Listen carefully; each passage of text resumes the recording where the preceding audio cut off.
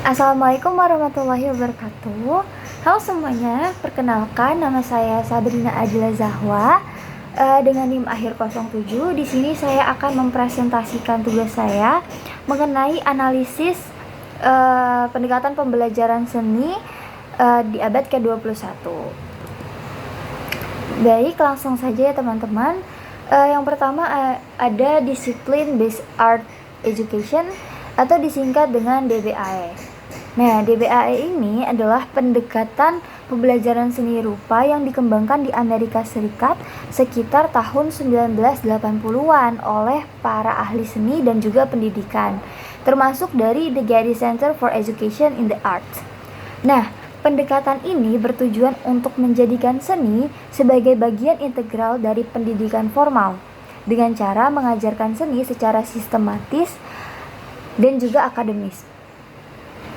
Jadi tidak hanya sebagai keterampilan praktis tetapi juga sebagai bidang ilmu yang utuh.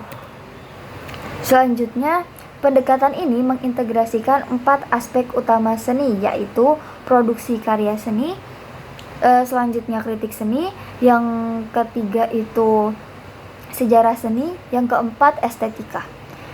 Tujuan utama dari DBAE adalah membentuk pemahaman seni yang menyeluruh, tidak hanya dari aspek teknik, tetapi juga dari segi sejarah, dari segi teorinya bagaimana, bahkan dari segi nilai-nilai estetikanya.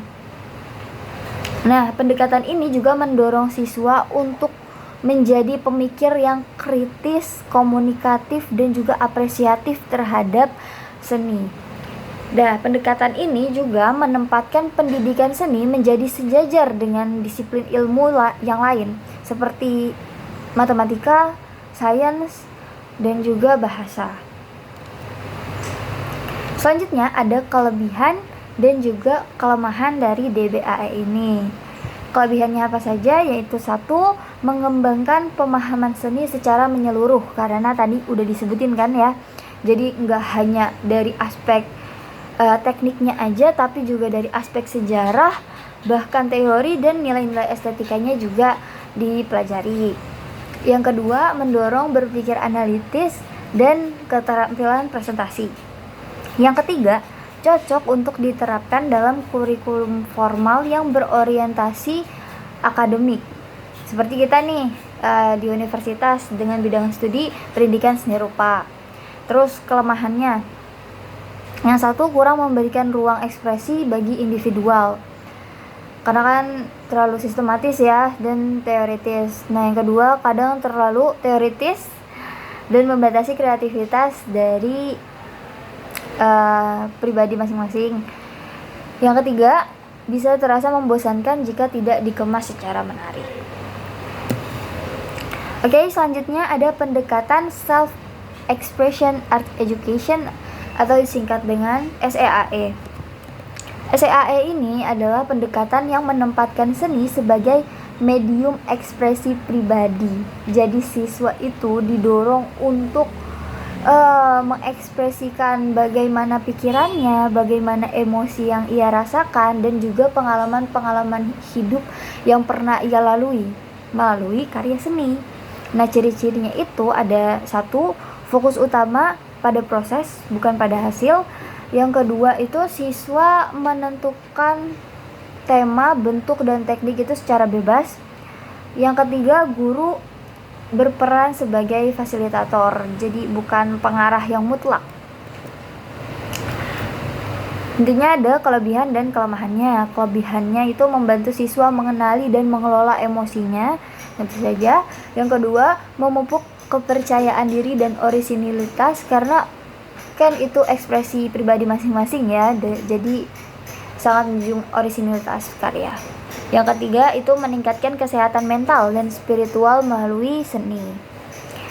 Kemudian kelemahannya ada 1, kurang sistematis dan sulit dievaluasi secara objektif, karena karya seni yang dihasilkan itu bakalan bersifat subjektif bagi pribadi masing-masing. Yang kedua, menekankan keterampilan teknik atau teori seni. Yang ketiga, bisa terlalu bebas jika tidak ada bimbingan. Nah, yang ketiga ini ada Visual Culture Arts Education atau VCAE.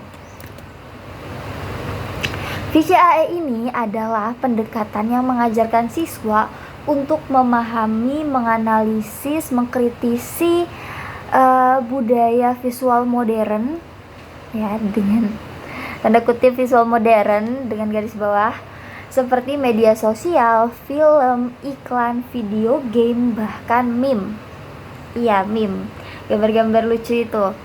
Nah, ciri-cirinya: satu, materi bersifat kontemporer dan kontekstual. Yang kedua, menggabungkan seni rupa dengan kajian media. Yang ketiga, mengasah keterampilan literasi visual dan digital. Ada kelebihan dan kelemahannya. Kelebihannya itu membuat pembelajaran seni menjadi lebih aktual dan relevan. Yang kedua, melatih siswa untuk tidak hanya menjadi konsumen tapi juga pencipta visual yang sadar nilai. Terus yang ketiga adalah mendorong siswa berpikir reflektif terhadap fenomena sosial dan budaya yang terjadi. Kemudian kelemahannya: satu, membutuhkan penguasaan teknologi dan media. Yang kedua, rentan pada interpretasi yang dangkal jika tidak dipandu dengan kritis. Yang ketiga, resiko menyebarkan nilai-nilai yang tidak sesuai jika konten tidak difilter. Oke, kita lanjut ya. Yang terakhir ada pendekatan multicultural art education. Di namanya ya, multikultural. Pendekatan ini berorientasi pada penghargaan terhadap keragaman budaya melalui kegiatan seni. Siswa dikenalkan pada ekspresi artistik dari berbagai kelompok etnis, budaya, bangsa, dan juga tradisi. Ciri-cirinya itu, yang pertama, menampilkan karya seni dari budaya mayoritas maupun minoritas. Yang kedua, mengaitkan seni dengan isu sosial, identitas, dan juga keadilan. Yang ketiga, menekankan dialog dan empati dalam pembelajaran seni. Kelebihan dan kelemahannya. Kelebihannya itu membentuk sikap toleran, terbuka, dan juga inklusif. Yang kedua, menumbuhkan rasa hormat terhadap perbedaan. Yang ketiga, relevan terhadap konteks globalisasi dan multikulturalisme. Yang kedua, kelemahannya ya. Kelemahannya itu: satu, kurangnya referensi visual yang representatif. Nah, yang kedua juga butuh pemahaman budaya yang mendalam agar tidak menimbulkan stereotip. Yang ketiga, yang terakhir itu memerlukan waktu dan pendekatan sensitif terhadap isu budaya. Baik, teman-teman, sekian dari saya presentasi mengenai analisis pendekatan pembelajaran seni di abad ke-21 ini. Untuk kurang dan lebihnya saya memohon maaf.